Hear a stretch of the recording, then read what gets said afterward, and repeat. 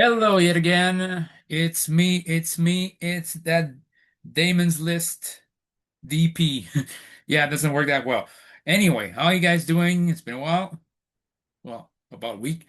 So here I go again with another list. And today I'm wanted to do one video for each one of them, but I decided it might be more of an economical value if I just did one list for the top 10. And that's right, just a top 10 for this, but two top 10s, and both of them related. It's top 10 people in WWE. It's the top 10 people, wrestlers who could have been world champion, but were not. So the top 10 people, wrestlers who should have at least gotten the WWE title and never did. And that's my top 10. And by the way, afterwards, I'll do a top 10 for the top tag teams who should have been WWE Tag Team Champion, World Tag Champions, WWE Unified Tag Champion, SmackDown Live Tag Champion, who cares? At least a tag title reign under their name in the WWE and not an NXT, just flat out a real one. So, without further ado, my top 10 for people who should have gotten a world title in WWE. First of all, number 10, Sting. I know Sting was not in WWE for too long, but I always felt like it could have been done. Could have easily been done during that time you basically joined the WWE in 2014, 2015. You could have easily got him a small token run, have him beat Seth Rollins for it. The people would have been down for it. I mean, would have killed WWE for having Sting have a short reign. You could have gotten him a 1 month title reign and then he loses back to Seth Rollins. Like, oh wait, he's from WCW, so we only had him. The only one match he won in his entire WWE tenure was a useless tag match on Raw, and maybe a DQ win against the Big Show, and that's it. And that's against that former WCW guy too. So it's kind of ridiculous. You couldn't have gotten Sting to win a title match or won a W title. So I feel like Sting was number 10, but because he wasn't that long in the WWE, that's why he's very low on the list. Number 8, number 9, sorry, Bam Bam Bigelow. Bam Bam Bigelow could have easily, we could have basically argue, we could basically argue they could have basically won the WWE title in 1995. Like to recoup from his loss against Lawrence Taylor. Heck, if better, he wins against Lawrence Taylor at WrestleMania. He wins the title afterwards. But gradually gets sick of the verbal abuse of the Military Corporation and eventually leaves on his own as WWE champion. And he could lose afterwards, but still, you could have basically made a badass beast from the East and not give him a huge title reign, but you can still give him like a title reign up until SummerSlam. So yeah, food for thought there. That's number 9. Number 8, it's a tie because I couldn't decide between which of it. Both of it within I couldn't decide between either of them, but it'd be Tito Santana and Ricky Steamboat. Both of them were the ultimate baby face. That's why they're basically this. They never turned heel, as far as I know. And both of them were faces for the entire duration of the WWE run. And I thought, honestly, both of them could have qualified in being the WWE top face, WWE number one baby face, number one faces for that scenario. Both of them could have won the WWE title, and nobody would have batted an eye. Nobody would have complained about it. I mean, Tito Santana was supposedly on the list of five perennial babyface list to win the WWE title and be the next face, which was Tatanka, Crush, and Bret Hart eventually won that list. But still, I always felt like Tito could have gotten a run as well. You know, Tito was very good at what he did, and yeah, he was very good.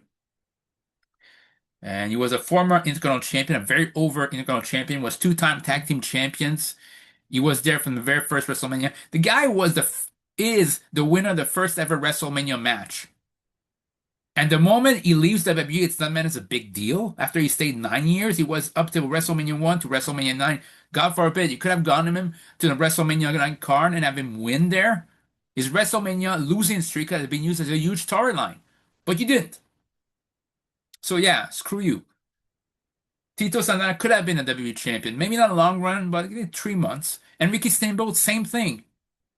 Again, here's a guy who, the moment he decided, hey, he wanted to spend time with his family because of the birth of his son Richie Steamboat, Vince was petty and basically booked him to job. And his career never recovered in WWE since then. Sure, he beat Randy Savage, but Who cares if he takes like a 2, 3 weeks break because he wanted to assist the birth of his son? That's just natural. I mean, that's so ridiculous, man.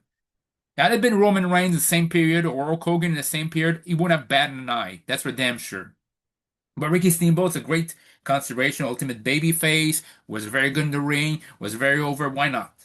That's number 8. Number 7, the late great British Bulldog Davey Boy Smith.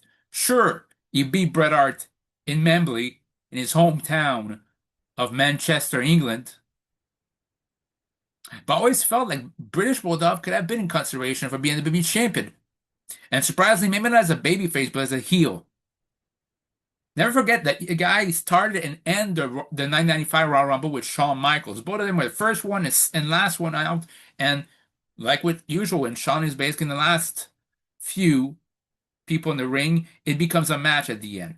And the Shawn versus Bulldog match was intriguing because you felt like both of them lasted the entire Rumble. Never let the fact that it was 1 minute intervals in that Royal Rumble distract the fact that first two people in and the last two ones stay in the ring, and you think British Bulldog has a chance of winning, but he doesn't. But the thing is, it doesn't matter. To me, it doesn't matter that he didn't win the Rumble. It's the fact that at WrestleMania is in the opening tag match that meant nothing. As did Luger, and Crush, who was the second runner-up, is not even on the card. So it felt like, to me, the final four Royal Rumble should mean something, and should mean that most of them, at least 3 of the 4 runner-ups, should go on to WrestleMania, to big things at WrestleMania. It didn't happen that year. Bulldog deserved better. And the next year was still in the final 4, but as a heel part of Camp Cornette. And I felt like the guy in 1996 with his match with Shawn Michaels, especially at King of the Ring 1996, that kicked ass, and his match with Bret Hart at In Your House Seasons Beating. Like, he challenged the title, never won the title, and I've seen him live in person in 1997 against The Undertaker, and I always felt like the guy was just 1 inch away. One person leaving the WWE territory from him winning the WWE title. And it would have been more than deserved. Despite him being the least talented promo guy in the entire Hart Foundation group, he was still very talented. So everything else was very good for the British Bulldog. Number 6, another Camp Cornette member in Vader. Big Van Vader. He's not WWE champion. He's not WWE championship material. Now, could it be because Vader let his reputation and let his condition, his shape get out of control? Perhaps. But I thought it was really ridiculous. He shows up at the Royal Rumble, he kicks ass, he eliminates 5 people, and then granted, he doesn't win. I didn't expect him to win, and honestly, he shouldn't have won. He shouldn't. It was Shawn Rumbles to win, but looking back, I used to be amazed when I watched it as a kid in 1986, watching Shawn eliminate Vader and Yokozuna with ease. But the more you grow up, the more you realize he's able to lift 1,000 pounds out of the ring by himself. And then Gorilla Press X-Pac out of the ring in like 20 seconds. Like, Shawn Michaels did more than Hulk Hogan, Randy Savage, Ultimate Warrior could in an entire Rumble that he did in like 30 seconds. That was a joke.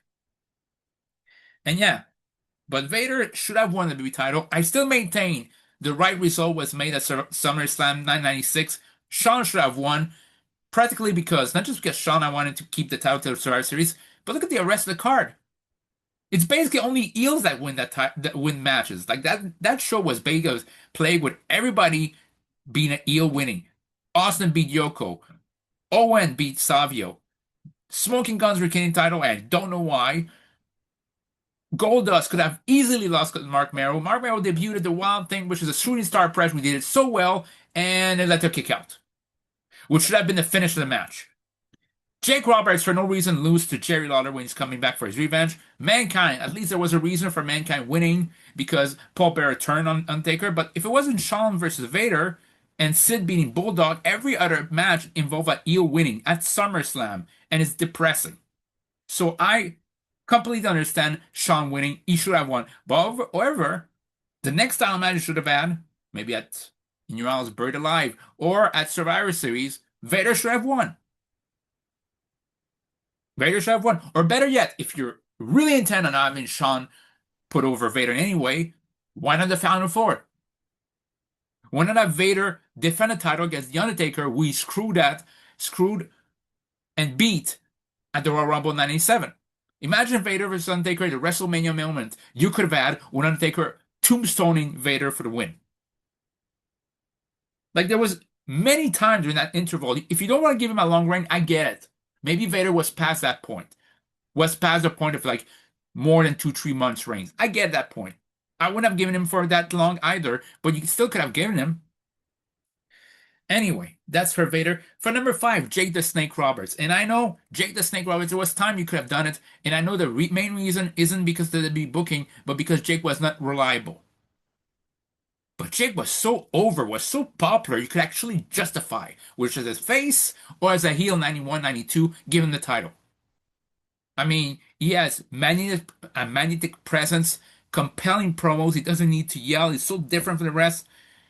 He's so badass and dangerous, despite the fact he had no clothing style whatsoever. I mean, dressed up in sweater while wearing leather pants, while wearing cowboy boots. Like, nobody could do this without being laughed at. Jake was not being laughed at during that time. You knew he was badass. But still, I felt like a guy could have gotten a WWE title reign out of this. So that's number 5. Number 4 has to be basically the co-Royal Rumble winner of 1994. It's Lex Luger. Again, you could say the Narcissist was better than Made in the USA. I don't care. I like Made in the USA Lex Luger. When I started watching wrestling regularly, he was the top face. But here's the thing. I don't care how abrupt his face turn was. You could have easily said in the following weeks, like before he turns face, just have vignettes saying, I didn't win at the King of the Ring 1993 against Tatanka, but I didn't lose, but I didn't win either. And if I focus on what was important at hand, like the goal at hand, doing on my own ability rather than just focus on my own need to be for my body, maybe I won. Maybe I need something deeper to believe in than just looking better. And basically, that's when he goes to the USS Intrepid, body slams Yokozuna and wins. But here's the thing, Luger had to win the title, and SummerSlam was that time. Especially when you have a stipulation. I know it's predictable. I know it's logical. It's very predictable. But if you don't win, you don't get another title shot ever again. When you have that stipulation, unless that person is ready to leave or retire, I know it's basically predictable, but make the person win it. If you really want to have an out, it should be you can challenge the champion as long as this person is champion. Fine. But if it's I'm never challenging for that title again, no, it should be that person wins. Should be the challenger wins the title. I don't care. I don't care if it's predictable. I don't care if it's basically written in the stars. You do it. Luger should have won that title, and maybe a little bit before Survivor Series, he lose the title. Then you don't have to have Luger win the Rumble. And if he does, he could actually lose at WrestleMania. But he needed to win the title at one point. And don't tell me that WWE couldn't have basically let it happen. You already screwed up Yokozuna's undefeated streak by having been squashed by Hulk Hogan at WrestleMania. And it's not like having a 25-minute match in which Luger knocks out Yokozuna with the steel forearm and getting pinned. Could have basically got a logical point of Yoko deserves a rematch. Is that an illegal weapon trapped in Luger's arm? You could have easily gotten a rematch of that, but you didn't want to. So that's WWE's fault. Number 3, Razor Ramon. Again, just like Jake, it's usually because Razor Ramon, in that case, had his own demons to battle. Razor was so cool. Everything's so crisp. He has some of the best right hands in the business history. The Rock practically ripped him from Razor Ramon, and like basically, and Jey Uso pretty much ripped off The Rock, who ripped off Razor Ramon in terms of right hands.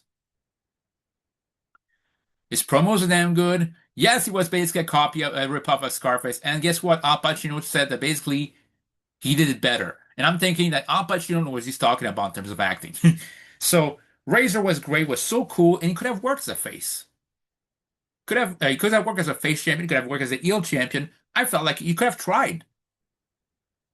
But that is if he stayed like in 96, he stayed in WB. I think if he stayed in 96 in WB, you could have tried him to be the WB champion. Now, number two is Mr. Perfect. Mr. Perfect, I felt like could have easily tried 1990 to be the WWE champion. He was already feuding with Ultimate Warrior. And it led up to Surgeon Slaughter being the champion instead. And nothing against Surgeon Slaughter. Good athlete, but I think it was past his time when he got the WWE title. It certainly felt like you're past your prime, and we give the title now to you. What is this, the Oscars? Anyway, you could have gone the Ultimate Warrior could have lost the title, the WWE title, to Mr. Perfect at the Royal Rumble. Kerry Von Erich would have gone on to lose to the Ice title to another eel since you weren't trustable, but that's fine. And then Big Boss Man could win it, lose it, and then Bret Hart. Like, here's the thing: he loses it. Big Boss Man wins at WrestleMania the IC title. Mr. Perfect loses the WWE title to Hulk Hogan at WrestleMania 7. Mr. Perfect bounced back by proving basically try to avenge Eaton family and have Mr. Perfect beat Big Boss Man through controversy to win back the IC title, and Mr. Perfect indeed jobs back the IC title to Bret Hart. It's not convoluted, it just makes sense. Like Mr. Perfect, I mean, Big Boss Man should have been IC champion. Mr. Perfect should have basically been WWE champion. You could have tried. Especially the rest of his career. Like, or you could have tried as a face from 1992, 93, have him win the Rumble. And then he wins the Rumble, but you still have his loser leaves town match against Ric Flair. So there's a point of, okay, did he win the Rumble? What happens if basically Ric Flair wins? So basically, whoever wins Mr. Perfect versus Ric Flair, it's not just whoever wins goes on to wrestle Bret Hart WrestleMania, and whoever loses fired. You have something at stake beside careers, career versus title shot. So you could have easily done this, and I felt like Mr. Perfect should have done it. And as honorable mentions, I'll put in Minador Man Teddy DiBiase because, in a way, while he bought the WWE title, he was still announced as WWE champion at live events, and he was still defending on live events on the WWE title. He was still featured on WTV as WWE champion. So I don't see why WWE just didn't put him on the title champions list because I consider him as a former WWE champion myself. So yeah, but number one to me has to be Owen Hart.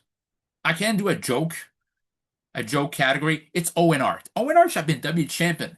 W champion two times he could have gone this. And I agree. I agree with the majority. He shouldn't have never gone, shouldn't have gotten, I'm sorry, he should have gotten a long title reign. But you could have gotten a 2 month title reign with him.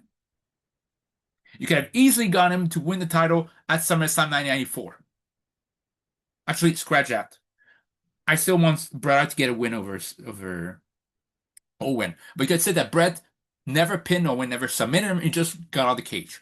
You could have easily gotten the same match at Survivor Series 1994, but Owen gets the title. And you give it like a month title reign, and you could have him lose to Diesel as a heel. But preferably, I prefer the fact of what I did of rebooking Owen Hart in 97, 98. I wanted to get this, the only title that eluded him that far. Or the European title, but you'll get that at WrestleMania 14. I would have had him be the guy who pins or beats Shawn Michaels at Royal Rumble 1998, rather than getting a useless match against Taker when the feud was kind of over anyway.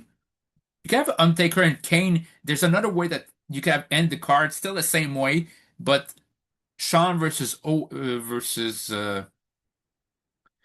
Shawn versus Owen doesn't even have to be the main event of the show. I still have Austin win the Rumble as the main event, but you could have a Shawn versus Owen. Owen wins the title. Austin wins the Rumble. Then you have that uneasy feeling it's going to be Austin and Owen at WrestleMania. They hate each other, but they're both faces now. What happens? Owen is built as a badass. You have the ultimate badass Stone Cold. Both of them fight at WrestleMania. And on the pre-No Way Out Raw, you get the rug pulled from under you. And when Shawn conspired with the Outlaws, Los Barriquas, Triple H, and China, all of these to get the title of Owen Hart, which established Owen as a badass, Shawn as a sleazy dirtbag who did nothing to regain his title, and Triple H as somebody from the future to watch out for. So already there. I felt like there was no reason not to give the title to this. Shawn would have gotten the belt anyway in the most... It would make the Montreal Screwjob seem like nothing there. And you get Owen as win back WrestleMania against Triple H. He wins the European title. Afterwards, you can have him basically, okay, it doesn't work. Okay. Then get him the heel turn if you need to against Ken Shamrock, whatever. But you get easily gotten that title. There's no excuse for Owen not being WWE champion. The fact of saying, well, he just goes with the flow and doesn't propose some ideas. Well, sometimes you give them some rewards to them too. Okay? How about that? I like them apples. But that's my top 10 for not the top 10 people who never been WWE champion. Now, I'll try with the number 10, top 10 tag teams who have never been tag team champions in WWE. An honorable mention is the Hart brothers. I know it's gonna sound very controversial, but they teamed like for nearly a month, so it doesn't count to me. It's like they were damn good, but they were a temporary tag team set up for an angle. So I cannot, in good conscience, put them as number 1 to 10. But number 10 is the Evenly Bodies. My brother and I used to love and enjoy the Gigolo Jimmy Delaware. It was so hilarious. It's like a person who's in kind of bad shape pretending like a gigolo. It was so hilarious. Dr. Tom Pritchard was very good. The better, the Pritchard brothers, by the way. And the only Pritchard brother that actually, his opinion actually take into account, take into consideration, because this Tom Pritchard's opinions mean a lot in wrestling. Bruce Pritchard's. So, yeah, I love them. I love this tag team, and I felt like one point or another you could have gotten the tag team titles. Again, not a long reign, but still. Number 9, D'Lo Brown and Mark Henry. Yeah, you better recognize. People forget how over the guy D'Lo Brown was, and his walk to the ring with his head walk. It's like it was so hilarious, but at the same time, it's so distinct. This differentiated him from everybody else, and that's during the Attitude Era. So that says something. And he was a 4-time European champion. I always cheered on the nation when they faced on DX, and I always loved D'Lo Brown as a European champion. I liked him as a double champion, Euro and IC champion. But the problem is, he never sniffed any title but the European title after losing the IC title. And I always felt like D'Lo versus Mark Henry could have easily won the tag titles, maybe at WrestleMania or the month afterwards. You know. So yeah, that's it. Number 8, Ed Cheese. Laugh, don't laugh. Al Snow, and Steve Blackman were so popular for a while. They were undefeated, and actually that got Steve Blackman over.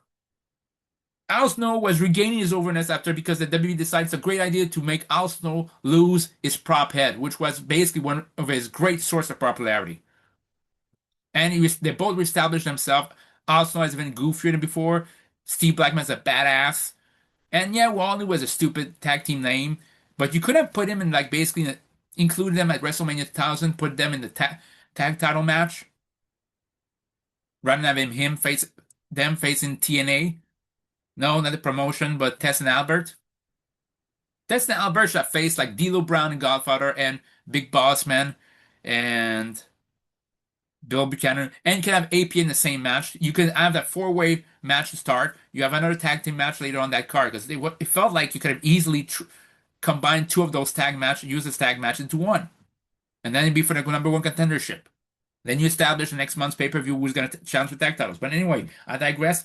Ed Sheesh should have won the tag titles at one point. And eventually they start losing, they end up breaking up.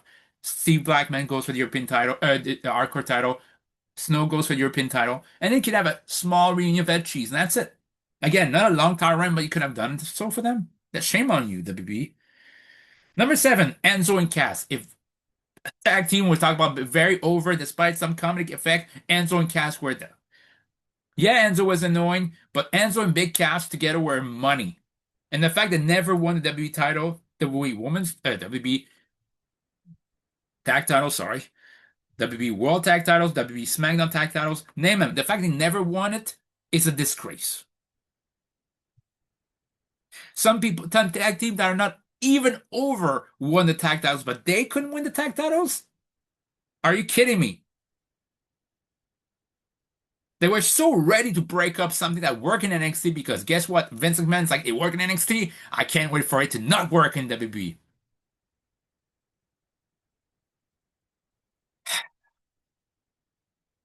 Think about this. How many tag teams that are not that over that won the tag titles? Ziggler and Rude. Ziggler and Rude won the tag titles. Shinsuke Nakamura and Cesaro. The Judgment Day.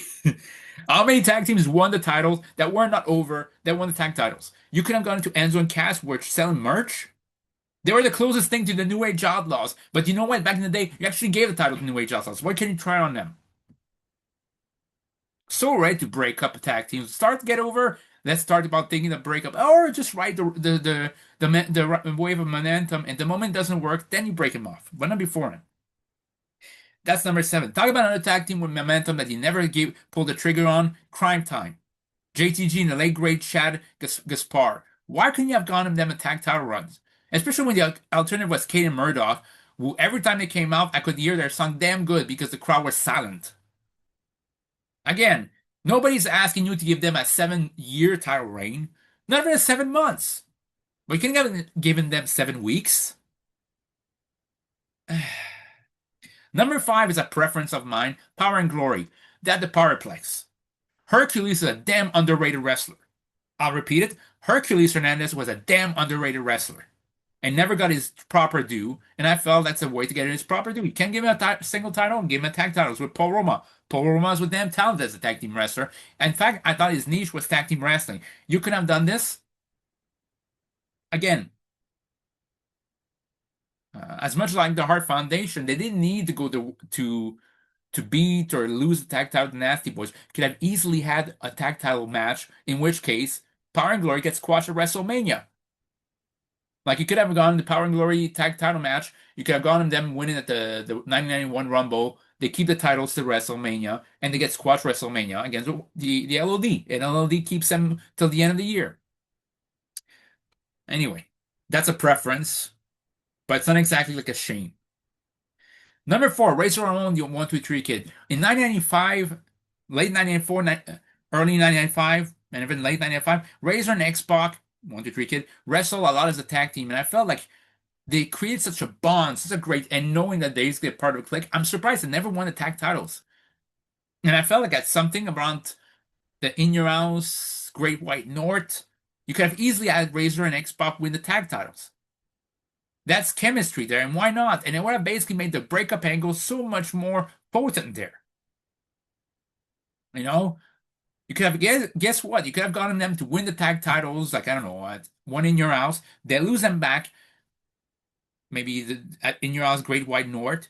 When Razor seems to have the things underway, he did the Razor's Edge Billy Gunn, Razor's Edge Billy Gunn. But 123 King wants to cover. But they X-Pac and Razor argue, and that gives the time to Billy Gunn to just silently tag Bart Gunn. Bart Gunn pretends to be down, be basically on the ground. X-Pac so arrogant doesn't recognize that Bart Gunn does not look like Billy Gunn. Goes to basically lay down, basically nonchalantly gets caught in crucifix pin 1, 2, 3. You could have easily done that. That was right there for you, and he didn't. And it's not like in '95 the tag title scenes were very bad, very very good. It was Smoking Guns and Owen and Yoko. That was it. That was it. Anyway, number three, the Can-Am Connection. They were a damn over tag team, were very popular. They wrestled at WrestleMania 3 and it basically beat Don Morocco and Bob Orton Jr., sorry. And I felt like we're always headed to win the tag titles, but it didn't happen because Tom Hanks. I didn't know that Tom Hanks was a wrestler. Tom Zank led the promotion. Tom Hanks went on to do Dragnet and rap in that movie. But Tom Zank left the promotion, went to WCW. Rick Martel was left with a partner. At first, like his character was like crying because it's like, okay, I don't have any partner. Basically the Islanders, the new freshly heel turned Islanders, basically ganged up on him, and Tito Santana went from the save and basically configured himself to go right for tag team divisions again, rather than basically be nice title contender. And I have no problem with Tito Santana being the partner. In fact, it was very good. But here's my problem: is Can-Am Connection was damn over. It worked. It was cheesy, but it worked. And Strikeforce was good. It wasn't as good. And Tito kind of looked ridiculous trying to pretend he was as young as the time as Rick Martel or Tom Zank. It looked a bit ridiculous. So yeah, that's number three. Number two. Oh, and by the way, the fact that Tito kept the tights of Strikeforce like several years rather than move on with other tights, going back to his old tights, kind of ridiculous too. Number two, how could they not? The Fabulous Rougeos. From Montreal to Memphis, parlez-vous français? Already there. The Rougeos are on their way.